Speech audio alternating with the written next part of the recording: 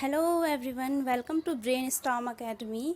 So we are going to start basic English grammar. So first of all, किसी भी language को सीखने से पहले हमें उसके सिस्टम के बारे में सीखना चाहिए, ठीक है। सो आज हम इन्हीं सब टॉपिक्स पर डिस्कस करेंगे। So let's start our session. So first of all, basics of grammars. क्या होते हैं ये बेसिक्स ऑफ ग्रामर? सो कोई भी लैंग्वेज हो, अभी जैसा कि मैंने बताया, उसके सिस्टम्स होते हैं। तो किसी भी लैंग्वेज के बेसिकली 4 सिस्टम होते हैं। आइए जानते हैं इनके बारे में कौन कौन से होते हैं। देखिए, language is made up of systems and skills. The 4 systems of language are: first is phonology, and second is morphology, third is syntax and fourth is semantics. So phonology क्या होता है? What is the phonology? देखिए, किसी भी phone का मतलब होता है बेसिकली साउंड।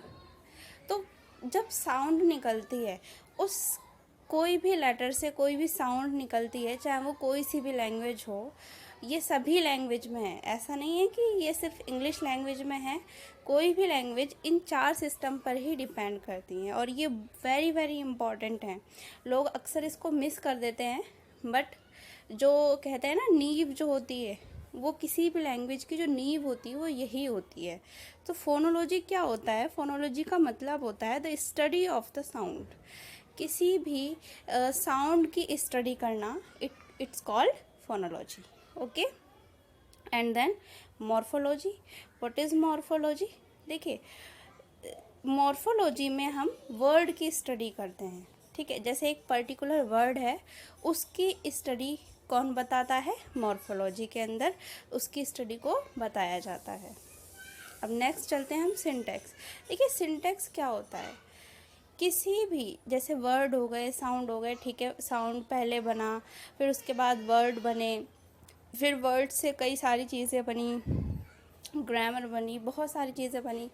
तो वर्ड्स का सही अरेंजमेंट क्या होता है, उसका दूसरे वर्ड के साथ रिलेशन क्या होता है, कहाँ पर उसको लगाना चाहिए, कहाँ पर नहीं लगाना चाहिए, हर एक चीज़, तो यही हमारा सिंटैक्स कहलाता है। The arrangements and inter relationships of words, phrases, clauses and sentences, ठीक है। आप समझ गए होंगे आई थिंक। नेक्स्ट चलते हैं हम सिमेंटिक्स। देखिए, अभी हमने पढ़ा, इतनी सारी चीज़ें हुई, अब इनका सिर्फ और सिर्फ अरेंजमेंट ही सही होना नहीं है। जैसे कि मान लीजिए मैं बोलूँ, मम्मी पंक्चर हो गई, साइकिल बीमार हो गई, तो मम्मी तो पंक्चर होती नहीं है, ना साइकिल बीमार होती है। हालांकि उसका सिंटैक्स तो ठीक है, मतलब मीन्स सब्जेक्ट की जगह सब्जेक्ट, वर्ब की जगह वर्ब एंड ऑब्जेक्ट की जगह ऑब्जेक्ट, बट मीनिंग ठीक नहीं बैठ रहा। तो मीनिंग ठीक बैठना भी बहुत इम्पॉर्टेंट है, और मीनिंग ठीक जो होता है वो उस सेमेंटिक्स के अंदर आता है, ठीक है। तो मीनिंग की जो स्टडी होती है, बेसिकली वो सेमेंटिक्स के अंदर आती है। So semantics are the rules which oversee how meaning is expressed by words and sentences in a language. I hope आप ये लोग समझ गए होंगे। अब हम नेक्स्ट देखते हैं। देखिए, relation between 4 system of language. देखिए, ये बहुत इम्पॉर्टेंट है। ये पिक्चर थोड़ी सी ब्लर हो गई है, बट आपको मैं समझाती हूँ। देखिए, यहाँ पर चारों हैं picture, and syntax, phonology, morphology and semantics, इनका आपस में इंटर रिलेशन होता है, ठीक है। जैसे कि सबसे पहले आया फोनोलॉजी। यहाँ पर एक वर्ड है जंप। अब जंप बना कैसे? अलग अलग लेटर से मिलकर के बना है, अलग अलग अल्फ़ाबेट से मिलकर के बना है, ठीक है। फिर उनसे एक साउंड क्रिएट हो रही है, फिर एक वर्ड बन रहा है। जैसे ही ये वर्ड बना तो इसकी स्टडी किस में होगी? मॉर्फोलॉजी में होगी, ठीक है। मॉर्फोलॉजी में अब हम आते हैं। जैसे कि जंप से बहुत सारे मीनिंग, बहुत सारे वर्ड बनते हैं। जंप हो गया, ठीक है, जंपर हो गया, जंपिंग हो गया, जंप्स हो गया, बहुत सारे वर्ड्स हैं ऐसे, ठीक है।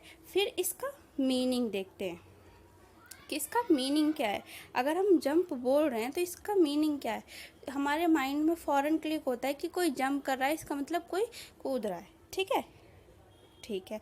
अब इसके आगे इस वर्ड को यूज़ कैसे करना है, कहाँ पर आएगा ये जो सेंटेंस है, उस सेंटेंस में किस जगह पर आएगा भाई, सब्जेक्ट की जगह पर आएगा, वर्ब की जगह पर आएगा, ऑब्जेक्ट की जगह पर आएगा, या नाउन से पहले आएगा, प्रोनाउन के बाद आएगा, किस तरह से ये वर्ड कहाँ पर इसे फिट करना है, ये बताता है हमें syntax. And syntax is very very important for all competitive exams, because ये जो पार्ट है ना, इसमें आपको कई बार दे दिया जाता है, कोई भी एक सेंटेंस दे दिया जाएगा, उसमें से एक पर्टिकुलर वर्ड दे दिया जाएगा, एंड देन पूछा जाएगा कि ये कौन सा पार्ट ऑफ स्पीच है। तो आपको ये पहचानना बहुत इम्पॉर्टेंट है कि नाउन क्या है, प्रोनाउन क्या है, ये सब चीज़ें आपके लिए बहुत वेरी वेरी इम्पॉर्टेंट हैं। ओके, नेक्स्ट देखते हैं अब हम व्हाट इज़ वर्ड। देखिए, इंग्लिश लैंग्वेज जो है, सबसे पहले इंग्लिश लैंग्वेज के हमने पढ़े 4 सिस्टम होते हैं। बेसिकली हर लैंग्वेज के ही ये 4 सिस्टम होते हैं।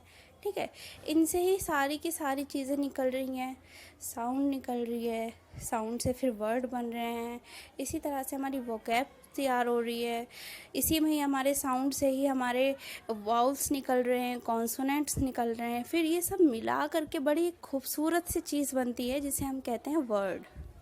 अब ये वर्ड क्या है, what is word. Word is a meaningful unit of letters. देखिए, मीनिंगफुल जब यूनिट कहलाएगी जब उसके जो लेटर्स होंगे वो सही अरेंजमेंट में भी लगे होंगे। अब जैसे कि मैं आपसे कहने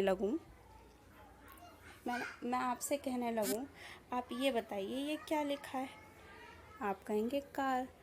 बिल्कुल, ये एक वर्ड है अपने आप में। लेकिन अगर मैं आपसे कह दूँ ये क्या है, आप कहेंगे ये तो कोई वर्ड ही नहीं है, इसका तो कोई मीनिंग ही नहीं है। तो लेटर्स का भी सही अरेंजमेंट होना चाहिए, प्लस उसके साथ मीनिंग निकलना चाहिए। ऐसा नहीं है कहीं पे भी कोई सा भी वर्ड, कोई सा भी लेटर फिट कर दिया और वो वर्ड बन जाएगा। ठीक है, तो ये जो पार्ट है ये बहुत इम्पॉर्टेंट है। वर्ड क्या है, मीनिंगफुल यूनिट ऑफ लेटर्स। अब ये यूनिट से बड़ी प्यारी चीज़ बनती है, बहुत ही प्यारी चीज़ है। यूनिट के आधार पर ही पूरी की पूरी पार्ट ऑफ स्पीच डिपेंड करती है। ठीक है, अब ये पार्ट ऑफ स्पीच के बहुत सारे पार्ट्स हैं, हम इसे नेक्स्ट वीडियो में पढ़ेंगे, but this very very important. Okay, so word बन गया, हमने वर्ड की डेफिनेशन पढ़ी। वर्ड से बनता है फ्रेज़। अब ये फ्रेज़ क्या होता है, देखिए, फ्रेज़ मीन्स होता है कई सारे वर्ड्स को एक या दो वर्ड्स जो होते हैं वो, देखिए, फ्रेज़ का मतलब होता है group of words without complete meaning. एक दो वर्ड ऐसे एक साथ लिख दिए जाते हैं जिनका कोई कंप्लीट मीनिंग नहीं होता। जैसे कि एग्जांपल के लिए बुक एंड पेन। ठीक है, और भी बहुत सारे एग्जांपल हैं। वीडियो बहुत बड़ी हो जाएगी इसलिए हम शॉर्ट में ही पढ़ लेते हैं। बट इसका इनकम्प्लीट मीनिंग होता है, क्योंकि अगर कंप्लीट मीनिंग हो जाएगा तो वो तो सेंटेंस बन जाएगा। चलिए आगे देखते हैं। देखिए, फिर फ्रेज़ बना एक या दो वर्ड को मिला करके, जिसका कोई कंप्लीट मीनिंग नहीं होता। अब जब फ्रेज़ बना है, फ्रेज़ से ही सेंटेंस बनता है। सेंटेंस में क्या होता है, काफ़ी सारे वर्ड्स होते हैं और इनका कंप्लीट मीनिंग भी होता है। सेंटेंस की डेफिनेशन क्या है, what is the definition of sentence. पहला तो है कंप्लीट मीनिंग होना चाहिए, दूसरा arrangement of words, means words की अरेंजमेंट बिल्कुल करेक्ट होनी चाहिए, तभी वो आपका सेंटेंस कहलाएगा, अदरवाइज़ वो आपका सेंटेंस नहीं कहलाएगा। ठीक है, अब देखिए, अब हम चलते हैं स्ट्रक्चर ऑफ सेंटेंस के ऊपर। तो ये सेंटेंस का स्ट्रक्चर कैसा होता है, देखिए सभी को पता होता है ये, बट हम बिल्कुल ज़ीरो लेवल से स्टार्ट कर रहे हैं, इसलिए हम सब कुछ पढ़ते हुए चल रहे हैं। ठीक है, सो फर्स्ट ऑफ ऑल इसके 3 ही पार्ट होते हैं, subject, verb and object. Subject को डूअर भी कहा जाता है, ठीक है। सब्जेक्ट तो आप सबको पता ही होगा, सब्जेक्ट का मेन काम क्या होता है, वो बेसिकली वही एक्शन करता है, ठीक है, या फिर वो मेन होता है, कोई भी काम करने वाला सब्जेक्ट ही होता है। फिर होता है वर्ब। वर्ब देखिए दो तरह की होती हैं, वैसे तो वर्ब बहुत ही सारी तरह की होती हैं, बट जो मेन है जिनका हमें सबसे ज़्यादा यूज़ करना पड़ता है वो 2 तरह की हैं। एक है हेल्पिंग वर्ब, एक है मेन वर्ब। हेल्पिंग वर्ब क्या होती है, जैसे कि helping verb is, am, are, was, were, has, have और बहुत सारे तरीके की हेल्पिंग वर्ब होती हैं जिनका हम अलग अलग जगह पर अलग अलग तरह से यूज़ करते हैं, ठीक है। नेक्स्ट होता है main verb. Main verb basically action को रिप्रेजेंट करता है। एक्शन जो इसमें क्या होता है, वर्ब की फॉर्म्स आती हैं, जैसे वर्ब की फर्स्ट फॉर्म, वर्ब की सेकंड फॉर्म, वर्ब की थर्ड फॉर्म, फिर वर्ब की फर्स्ट फॉर्म प्लस एस या ई एस, एंड वर्ब के first form plus I N G. ये सारी वर्ब्स की फॉर्म्स हैं जो अलग अलग जगह पर अलग अलग तरह से यूज़ होती है। बेसिकली इनका टेंस में बहुत ज़्यादा यूज़ होता है। नेक्स्ट होता है ऑब्जेक्ट। ऑब्जेक्ट क्या होता है, देखिए ऑब्जेक्ट कोई भी, अब हम काम किसी के ऊपर करेंगे, जैसे किसी चीज़ के ऊपर काम किया गया, वो बेसिकली ऑब्जेक्ट होता है। मान लीजिए राम क्रिकेट खेलता है, ठीक है, तो राम क्या खेलता है, क्रिकेट खेलता है। क्रिकेट जो हो गया वो एक तरह से ऑब्जेक्ट होता है, ठीक है। Ram plays cricket, okay. So अब आज की वीडियो में हम इतना ही पढ़ेंगे। नेक्स्ट वीडियो में हम इससे आगे पढ़ेंगे और बहुत सारी चीज़ों के बारे में जानेंगे। पूरी की पूरी हम बेसिक इंग्लिश ग्रामर जो होती है सभी कॉम्पिटिटिव एग्ज़ाम्स में जो आती है उसको पूरा करने की कोशिश करेंगे, ठीक है। I don't play with words, I mean it, and I will definitely complete your course, okay. So thank you so much. Thanks for watching. If you like my video, so please subscribe my channel and hit the press button. Thank you.